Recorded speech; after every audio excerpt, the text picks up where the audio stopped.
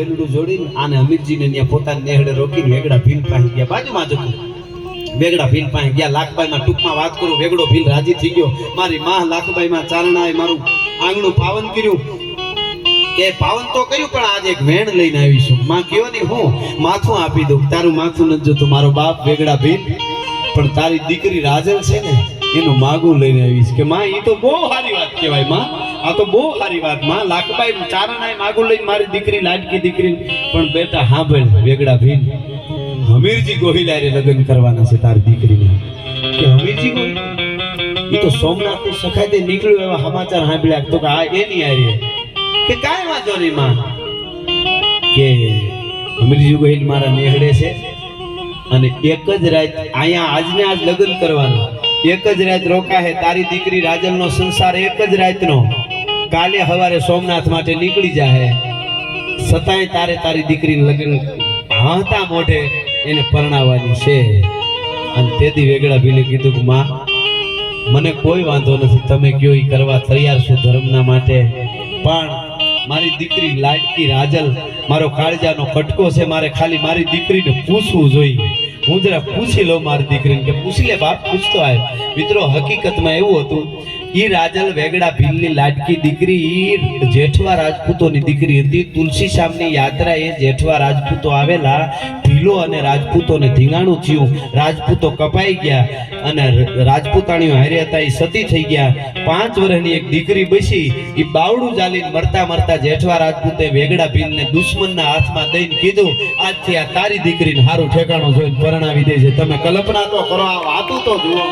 દુશ્મનના હાથમાં દીકરી દેતા હતા. તેથી આજે સોસાયટીમાં સલામત નથી ને એટલે આવી રાડ્યું નાખીને વાર્તાઓ કરવી પડે છે. ભલા માણસ ઈ રાજલ 18 વર્ષની થઈ હતી આજ.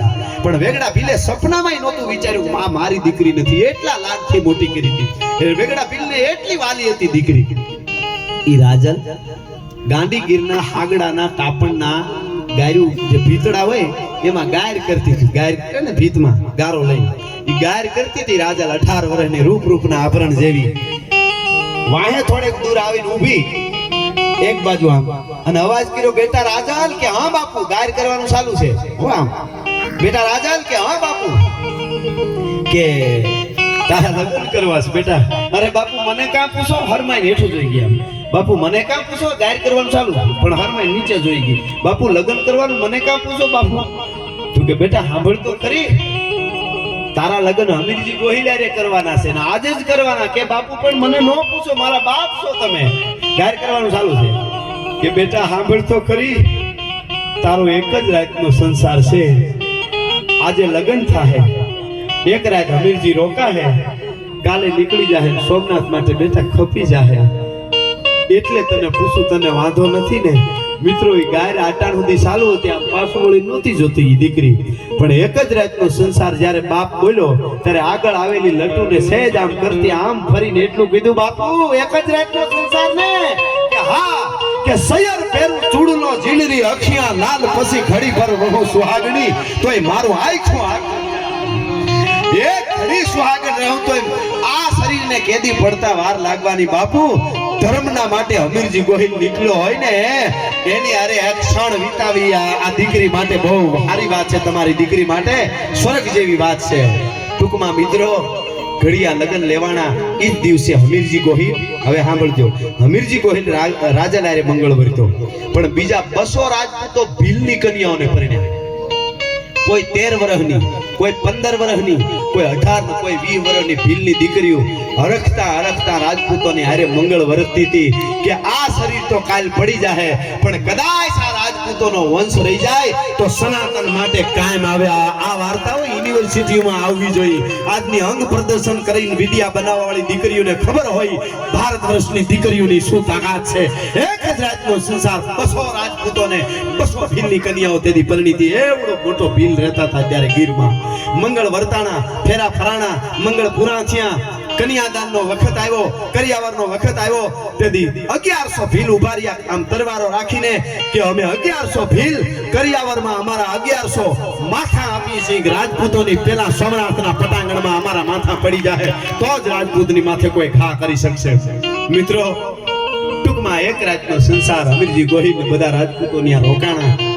બીજે દી હવાર પડી બધાય રાજપૂતો એની કન્યાઓ હામાં સેલા જોહાર કર્યા હમીરજી ગોહિલે રાજલને કીધું જય માતાજી સેલા જય સોમનાથ રાજલ કહેતી છે કાં મરીજો કાં મારીજો ને પીઠ દેજો માં લગાર નખર મારી સૈરું મેણા મારી છે આ તો કાયર કેરી નાર કંઠા રણમે જાય કે ભાગીને મત લજા તારી જોડી આવે ત્રબગતી હો તો મરદા કેરી મજા અને એમ કીધું રાજલે શીખ રાદરી હોય તુમ્હારી તો मैं भी चलूं तुम साथ दुश्मन भी देख ले मेरा दो હા તારી આજ્ઞા વગર મારાથી ડગલું ન ભરાય તમે જો કહેતા હો તો હું આવું પણ કે જરૂર નથી તમે બસ તમારો ધર્મ સાચવજો નીકળી ગયા બસો રાજપૂતો મિત્રો આ બાજુ માણહુર ગઢવી જ્યાં જ્યાં ગામડે કહી આવ્યો તો થોડા જાજા બધાય વર્ણના ઈયા ભેળા થયા સોમનાથના પટાંગણમાં સવારનો ઈ સૂરજ ઉગ્યો હોય છે આ લગન પછી બીજે દી ત્રીજે દી ત્યાં પૂગ્યા એક રાત રોકાઈ નીકળી ગયા હતા ત્યાં પૂગ્યા સવારનો સૂરજ ઉગ્યો યુદ્ધના મેદાનમાં સોમનાથના પટાંગણમાં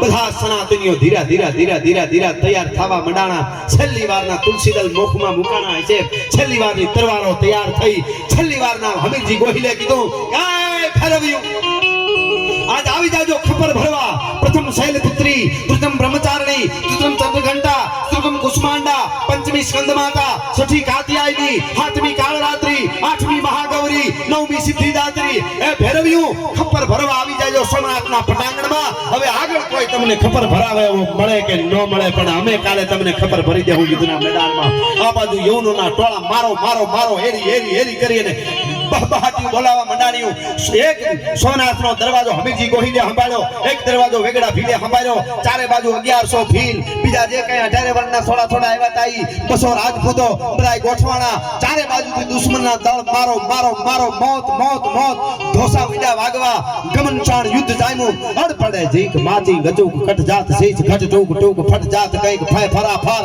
હટ જાત કઈક કાયર હજાર કુદરત ચીજ પડતે કે બંધ ધડ ધડ ખેત મચવાય દમ સજિયા છે બખ્તર ભાઈકા નક્તર શકર વકર ગણ શંકર ના મર્દોઈ મુસાળા ધર્મ ધજાળા ગજવે ગાળા ડુંગર ના અસરાન દેકળ તળ હેકળ પેકળ મોગલ નાદળ ગાવી સેવા દેવો ને દેવળ બસિયા ખળબળ વાદળ વાદળ ટીડ મેળ્યા હઠીલા વાળા હમીર હઠાળા પાટણ જઈ મેદાન પડ્યા યુદ્ધના મેદાનમાં ઉતર્યા મારો મારો ટૂંકમાં વાત કરું તો હાથી વગરની હુંઢું હુંઢ વગરના હાથી ધડ વગરના માથા વગરના ધડ જ્યારે થાવા મંડાણું હું સોમનાથના મદીના દરવાજા તૂટ્યા સેના દુશ્મન સેના અંદર પ્રવેશ કર્યો હમીરજીને ખબર પડી કે હવે મંદિરને તૂટતા વાર નહીં લાગે ધીરા ધીરા ધીરા ધીરા લોહી બબોળ થતો ઈ લડતો લડતો લડતો લડતો ઠેક ગર્ભગૃહમાં આવ્યો દાદા સોમનાથ મહાદેવનો જે શિવલિંગ છે એની સામે ઊભો રહી તલવારની પીછી પકડી જય સોમનાથ કરી ગચડુક ધૂપ કરતી મતરક મારી નાળિયેર ચડાવે એમ સોમનાથની માથે મસ્તક ચડાવ્યું અને જે પોતાના ધડ માથે કબંદ માથેથી લોહીનો ફુવારો છે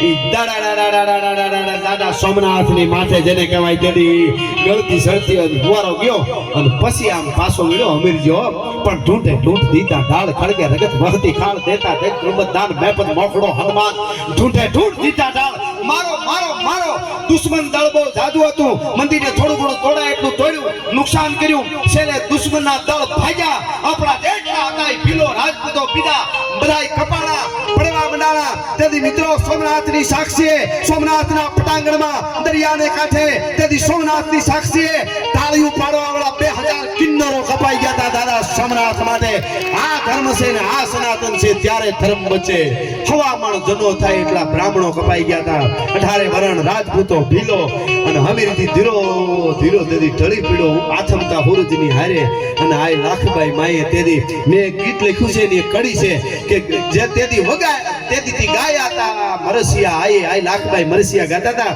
ગાયા હતા મરસિયા આયે અને વગાડ્યો તો ઢોલ દરિયાએ દરિયો કહેતો તો કે આય મરસિયા ગાતા હોય તો હું ઢોલ વગાડી લઉં મિત્રો વાત મારે ઈ કેવી છે બધા દાદાના માથે કપાઈ ગયા મંદિર થોડું ઘણું તૂટ્યું દુશ્મન ભાગી ગયા હવે સાંભળજો જે બાઈ પાળિયાની પાસે પોતાના દીકરાને વાત કરતી હતી ને 7 વર્ષના બાળકને એને કહે છે બેટા ક્યારની કહું છું મંદિરમાં બેઠો ઈ તારો બાપ તું એમ કહેશો ને કે ઈ તો આખી દુનિયાનો બાપ છે તો સાંભળી લે પાળિયા સામે બેઠેલી બાઈ જે વાત કરીને આપણે શરૂઆતમાં ઈ દીકરાને કહે છે કે બેટા તું એમ કહેશો ને કે મંદિરમાં છે ઈ તો દુનિયાનો બાપ છે ઈ દુનિયાના બાપને જેથી જરૂર પડી ને તેથી માથું દીધું ઈ હમીરજી ગોહિલ તારો બાપ છે બેટા દુનિયાના બાપને જરૂર પડી તેથી માથું દેવા વાળો આ હમીરજી ગોહિલ તારો બાપ છે અને બેટા એક જ રાતનો સંસાર ભોગવવા વાળી રાજલ એ પોતે હું તારી માં છું